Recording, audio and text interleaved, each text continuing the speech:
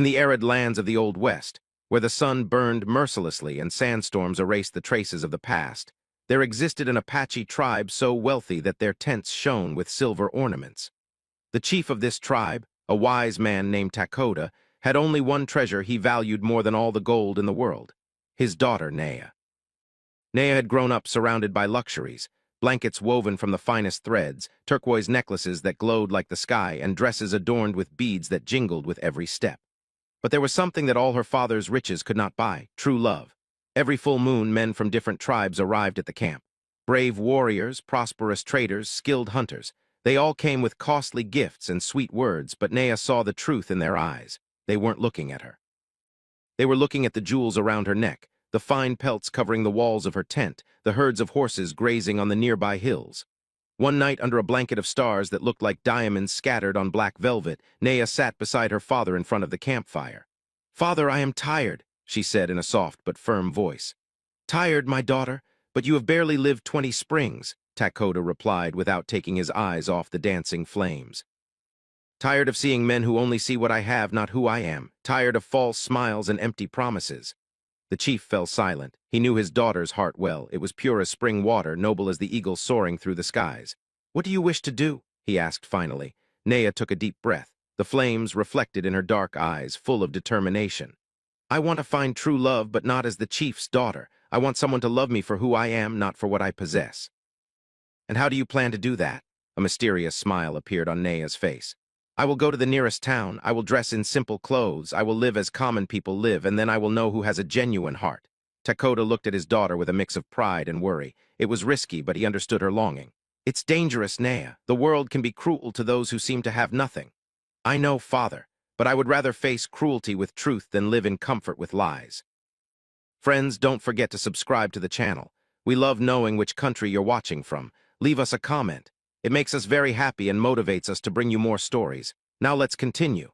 3 days later, as dawn painted the horizon orange and purple, Nea said goodbye to her tribe. She wore a dress of coarse fabric, worn by time.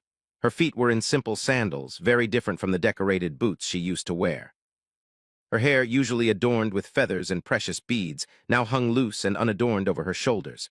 Her mother, with tears in her eyes, handed her a small leather pouch. "Here's some food for the road. Come back when you find what you're looking for or when your heart calls you home." Nea hugged her mother tightly, memorizing her scent, her warmth. "I will return, mother, I promise."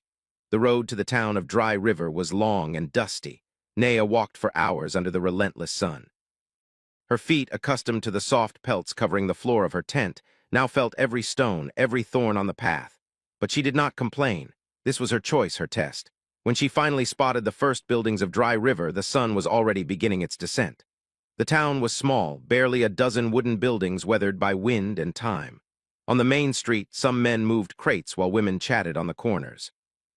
Nea breathed deeply and entered the town with a determined but humble step. Immediately, all eyes fell on her. They were not welcoming looks. They were looks of distrust, judgment, disdain. "Look, another Apache vagrant," muttered a man in a worn-out hat, spitting on the ground. "She's probably come to beg," added a woman with a bitter face, adjusting her shawl with contempt. Nea felt the words hit her like stones, but she held her head high. This was exactly what she needed to experience. Now she would understand how they treated those who had nothing. She headed toward what seemed to be a small general store. As she entered, the owner, a man with a thick mustache and a cold gaze, looked her up and down. "We don't give anything away for free here," he said harshly before Nea could speak.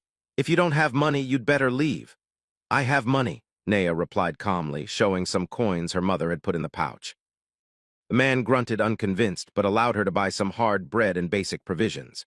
As she left the store with her small purchase, Nea noticed an empty lot at the end of town, an abandoned piece of land with some rubble and weeds. It would be her temporary home. That night, as she built a small shelter from branches and old cloth she had found, Nea looked at the stars.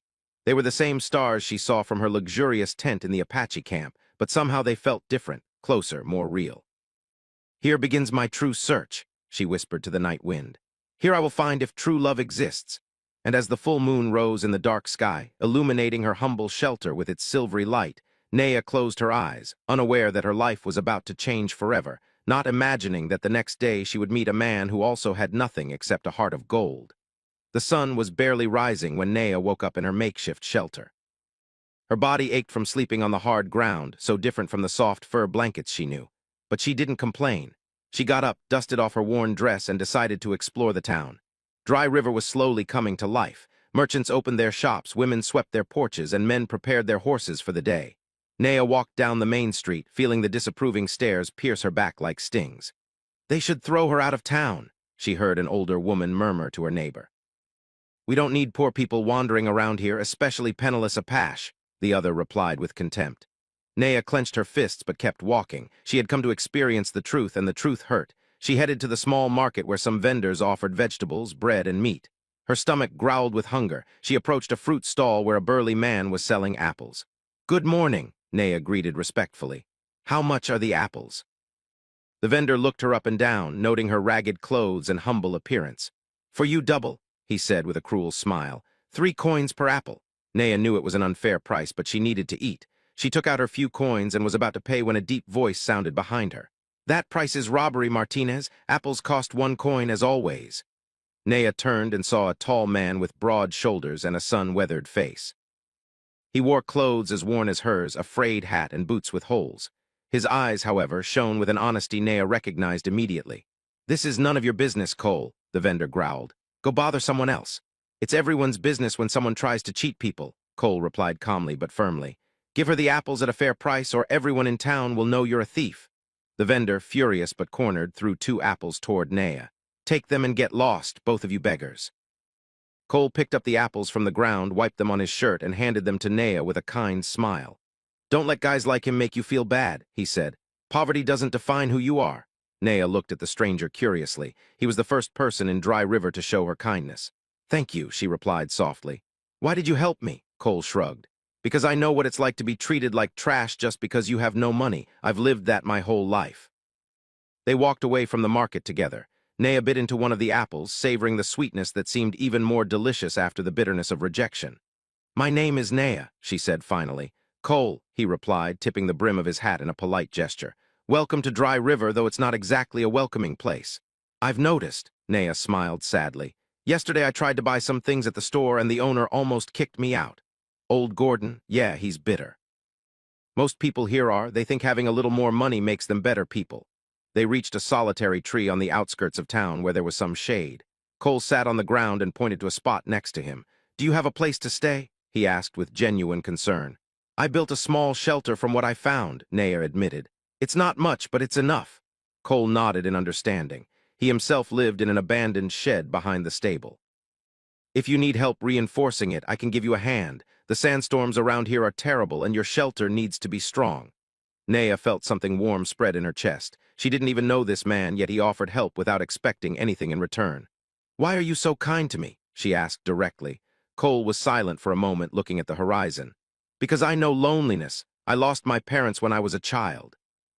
I grew up alone, working where I could, sleeping where they'd let me. People looked at me with pity or contempt, but never with respect. I learned that kindness is a rare gift in this world, and when I can give it, I do." His words touched Naya's heart. Here was a man who had suffered, who had nothing material, yet possessed something far more valuable, a noble soul. "You're different from everyone I've ever known," Naya said softly. "And where do you come from?" Cole asked curiously. "Your Spanish is perfect, but your features, you're Apache, right?" "Yes," Naya replied, choosing her words carefully. "I left my home looking for something different, something true." Cole didn't press for more details. He respected people's privacy. "Well, whatever you're looking for, I hope you find it. And while you're here, you won't be completely alone. I'm a loner too, but 2 loners together make good company." They spent the afternoon talking under that tree. Cole told her about Dry River, the people who lived there, the fields where he sometimes got temporary work. Naya told him about her love for the stars, for horses, for the stories her grandmother used to tell. She didn't mention her true identity, her wealth, her lineage. At that moment, she was simply Naya, a woman without fortune but with dreams. And Cole was simply Cole, a man without possessions but with a generous heart. As the sun began to set, painting the sky in reds and golds, Cole stood up. "Tomorrow I'll come help you with your shelter," he promised. "No one should sleep under a roof that might collapse." "Thank you, Cole," Naya said. And for the first time since arriving in Dry River, her smile was genuine and complete. As she watched him walk away with his calm and steady gait despite his poverty, Naya knew that something special had just begun, something no wealth could buy. The following days transformed Naya's life in ways she never imagined. Cole kept his promise and appeared every morning with borrowed tools, old planks he'd found, and a smile that brightened even the grayest mornings. "Good morning, Naya," he would always greet with the same enthusiasm, as if she were the most important person in the world. Together, they rebuilt the shelter.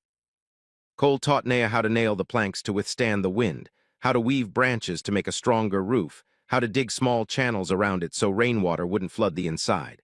"My father taught me this before he died," Cole explained as they worked. "He said a man who knows how to build with his hands will never be completely lost." Naya watched his calloused, rough hands, hands that worked tirelessly not for himself but to help her. No wealthy suitor had ever done anything like that for her. But the town didn't look kindly on this friendship. The murmurs grew like weeds. "Look at Cole wasting his time with that Apache with no future," the blacksmith said with contempt. "Two poor people together will only be poorer," added the seamstress, laughing maliciously.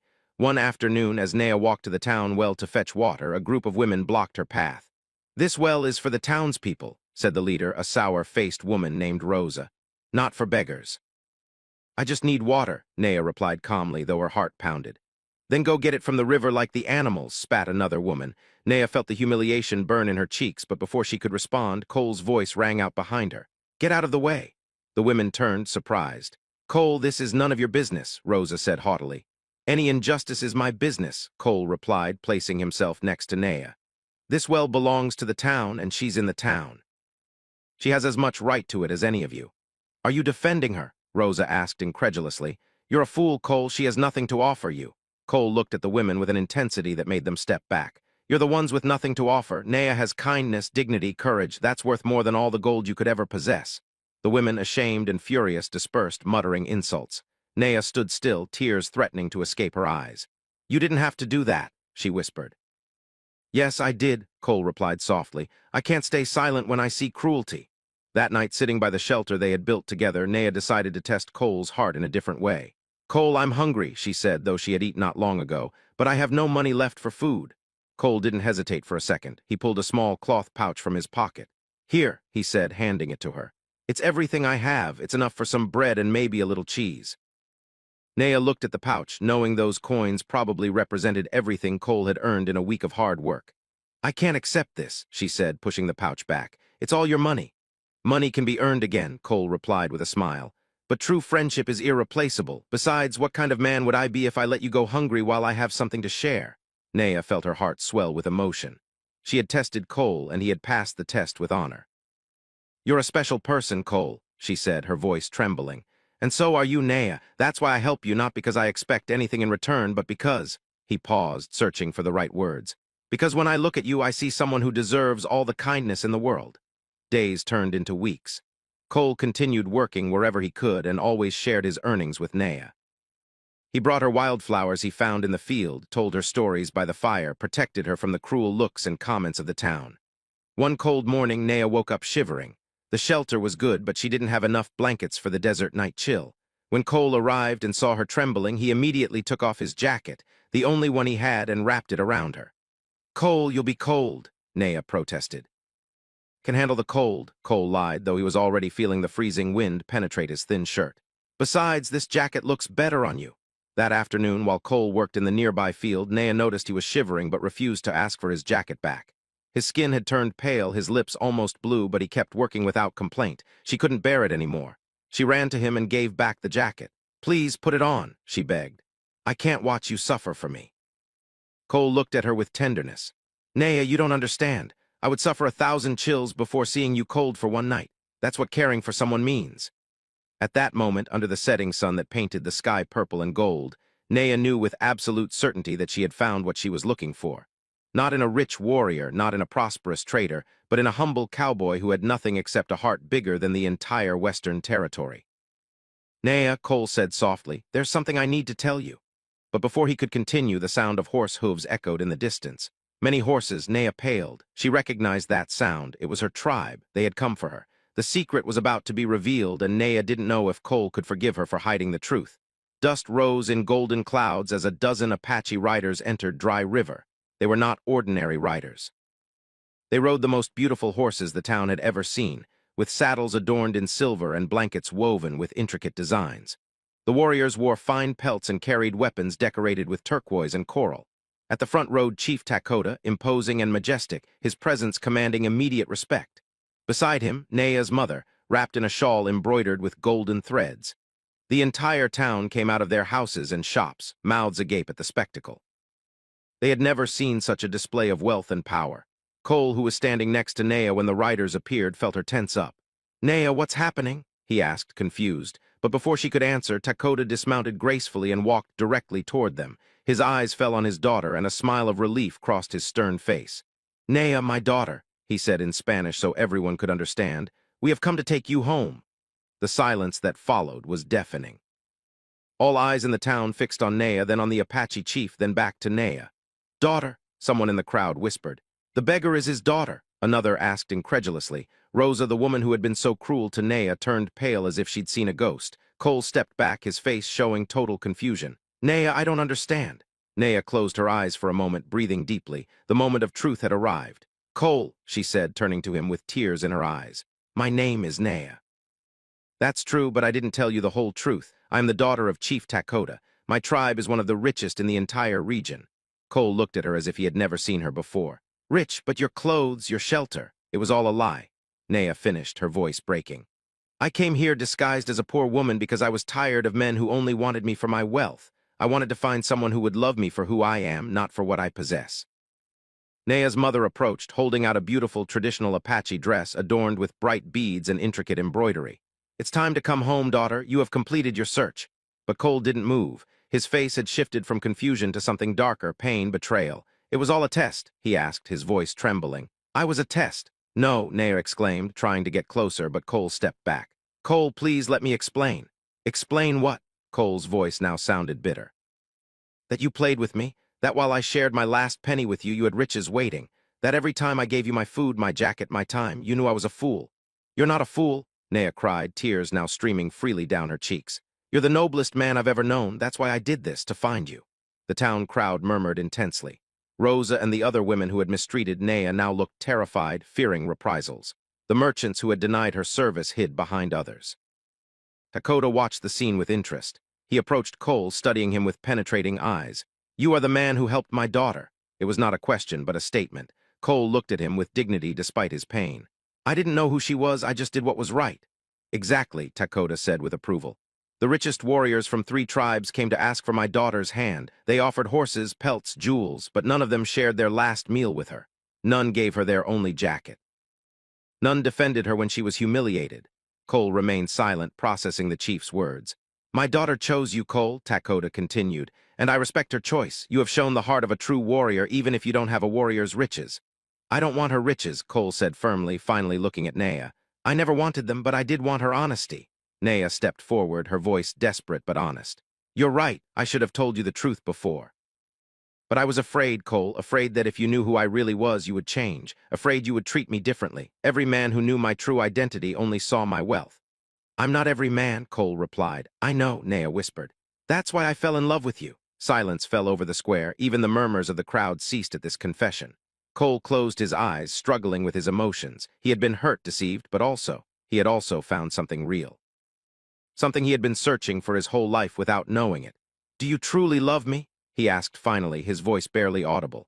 "Or is this also part of your test?" Naya removed a simple necklace she had hidden under her ragged dress.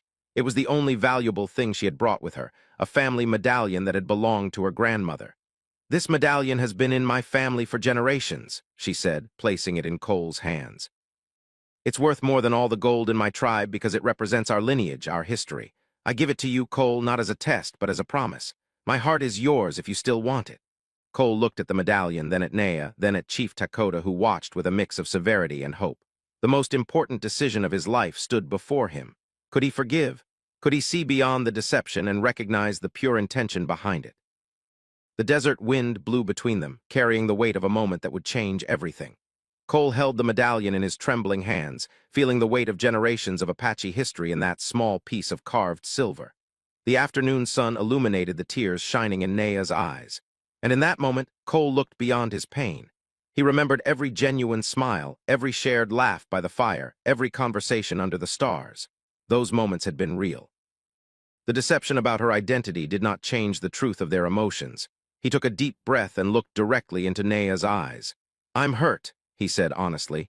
I won't lie about that, but I also understand why you did it. In your place, I would have wanted to know who truly loved me too. Naya held her breath, waiting. And the truth is, Cole continued, his voice growing firmer, the truth is that I fell in love with a woman who laughed while looking at the stars, a woman who found beauty in wildflowers, a brave woman who endured rejection and cruelty without losing her dignity. That woman is real Naya, rich or poor, she's still you. Naya's tears were now of relief and joy. Then, you forgive me? Cole stepped toward her, closing the distance between them. I forgive you, but with one condition. No more secrets between us, ever. Never again, Naya promised, her voice breaking with emotion. I swear. Cole took her hands in his and before the eyes of the entire town and the Apache tribe spoke the words that sealed their destiny. Then yes, Naya, I accept your heart and give you mine in return, though it's the only valuable thing I possess. It's all I need, she whispered, and they embraced as the crowd watched in stunned silence. Takoda approached them and placed a hand on Cole's shoulder. You have passed the most difficult test of all, young Cole. Not the test my daughter designed, but the test of forgiving when you have been hurt. That takes a courage few men possess. He then turned to the town crowd, his voice resonating with authority. People of Dry River, you rejected my daughter when you thought she had nothing. You insulted her, humiliated her, denied her even well water. But this man, he pointed to Cole, this man whom you also despised for his poverty, treated her with dignity and respect. Rosa and the other merchants lowered their heads in shame. Today you learn a lesson, Takoda continued. True wealth is not measured in gold or silver. It is measured in honor, kindness, and courage. This poor man is richer than all of you combined. The town sheriff, who had remained silent throughout the event, finally spoke. You're right, Chief Takoda. We have been cruel and unjust. Cole has always been a hardworking and honest man, but we treated him badly because he had no money. And your daughter, we treated her even worse. We offer our sincere apologies. One by one, the townspeople began to approach, offering timid and ashamed apologies. Rosa was the first, with tears of regret in her eyes. Naya, I was terrible to you. I have no excuse. If you can ever forgive me, I will be eternally grateful. Naya, with the maturity and grace her position required, nodded. Forgiveness is a gift I give freely, just as Cole gave it to me, but I hope this lesson stays in your hearts. Never judge people by their possessions. Naya's mother then approached, carrying the beautiful traditional dress. My daughter, it's time to come home. She looked at Cole with maternal warmth. You will come with us too. You are part of our family now. Cole looked at his humble shelter, the town that had been his difficult home, and then at Naya. Are you sure about this? He asked quietly. I have nothing to bring to your family. I know nothing about being rich, about living among Apache nobility. Naya took his face in her hands gently. You have given me everything that matters, Cole. You gave me respect when no one else did. You gave me kindness when the world was cruel. You gave me love without conditions. That is worth more than all the riches of my tribe. Takoda smiled, pleased with his daughter's response. Cole, in our tribe, a man is not measured by what he has at birth, but by what he builds with his hands and his heart. You will have a place of honor among us. We will teach you our customs, and you will teach us yours. That is how two worlds unite. That afternoon, as the sun set in an explosion of orange and purple, Cole rode beside Naya toward his new life. The tribe surrounded them, singing traditional celebration songs. The people of Dry River watched them leave, some with envy, others with admiration, all with a lesson etched in their hearts. Before disappearing over the horizon, Cole turned one last time toward the town. He felt no bitterness, only gratitude, because it was in that difficult place that he had found the greatest treasure of his life. Naya noticed him looking back and smiled. Will you miss Dry River? She asked. I won't miss the place, Cole replied honestly, but I will never forget what I learned there. I learned that true love knows no boundaries of wealth or poverty, that a noble heart is the only treasure that truly matters. They rode toward the sunset, two souls who had found in the midst of adversity what many search for their whole lives, true, pure, unbreakable love. And in the Apache lands, where the mountains touched the sky and the rivers sang ancient songs, Cole and Naya built a life together. He learned the traditions of her people and became a respected member of the tribe. She never forgot the lessons she learned in Dry River and always treated everyone with equality, regardless of their wealth. Years later, when they told their story around the fire to new generations, they always ended with the same words. True love is not bought with gold. It is earned with kindness, cultivated with respect, and maintained with honesty. And when you find it, you discover that you are the richest person in the world, no matter what you have in your pockets. And so, under the same stars that had witnessed their first meeting, Cole and Naya lived happily, proving every day that true love always triumphs. The end.